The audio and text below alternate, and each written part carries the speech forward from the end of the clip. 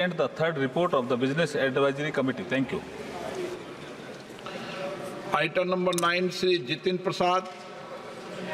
With your kind permission, I move the following mention against my name, that in pursuance of Clause D of subsection 4 of Section 4 of the Agricultural and Processed Food Products Export Development Authority, APIDA Act 1985, read with Rule 3 of APIDA Rule 1985, the members of this House do proceed to elect in such manner as the Speaker may direct 2 members from among themselves to serve as members of Agriculture and Processed Food Products Export Development Authority, APIDA, subject to other provisions of the said Act and the rules made thereunder. Item number 10, Shri Jitin Prasad. Sir, with your kind permission, I move the following. That in pursuance of Clause B of subsection 4 of Section 4 of the Tobacco Board Act 1975, read with Rules 4 of the Tobacco Board 1976, the members of this House do proceed to elect in such manner as the Speaker may direct 2 members from amongst themselves to serve as members of the Tobacco Board, subject to other provisions of the said Act and rules made thereunder. Item number 9 का प्रश्न ये कि माननीय मंत्री द्वारा प्रस्तुत प्रस्ताव स्वीकृत किया जाए। जो सदस्य इसके पक्ष में हाँ कहें, जो सदस्य विरोध में ना कहें। मेरे विचार में निर्णय हाँ वालों के पक्ष में, हाँ वालों के पक्ष में प्रस्ताव स्वीकृत हुआ। आइटम नंबर 10 प्रश्न ये कि माननीय मंत्री द्वारा प्रस्तुत प्रस्ताव स्वीकृत किया जाए। जो सदस्य पक्ष में हाँ कहें, जो सदस्य विरोध में ना कहें। मेरे विचार में निर्णय हाँ वालों के पक्ष में, हाँ वालों के पक्ष में प्रस्ताव स्वीकृत हुआ। Item number 11, Shri Arjun Ram Meghwal.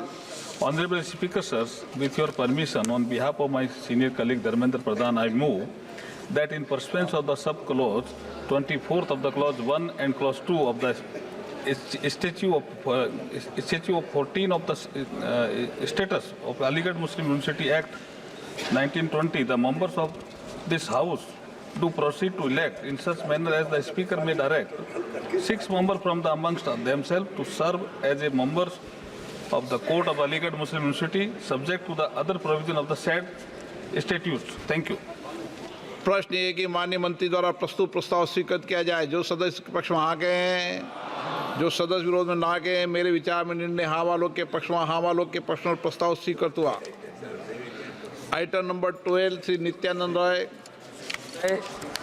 मैं प्रस्ताव करता हूं कि राजभाषा अधिनियम 1963 की धारा 4 की उपधारा 2 के अनुसरण में इस सभा के सदस्य ऐसी रीति से जैसा कि अध्यक्ष निर्देश दें, उक्त अधिनियम के अन्य उपबंधों तथा उसके अधीन बनाए गए नियमों के अध्ययन एकल संक्रमणीय मत द्वारा अनुपातिक प्रतिनिधित्व प्रणाली के अनुसार श्री मनोज तिवारी, जिन्होंने त्यागपत्र दे दिया है, के स्थान पर राजभाषा समिति के सदस्य के रूप में कार्य करने के लिए अपने में से एक सदस्य निर्वाचित करें।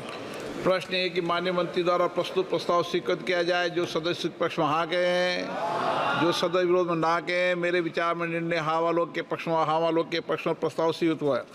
11 नंबर 13 और 14 वह शून्यकाल के बाद ले लेंगे। किन्नर जी वाला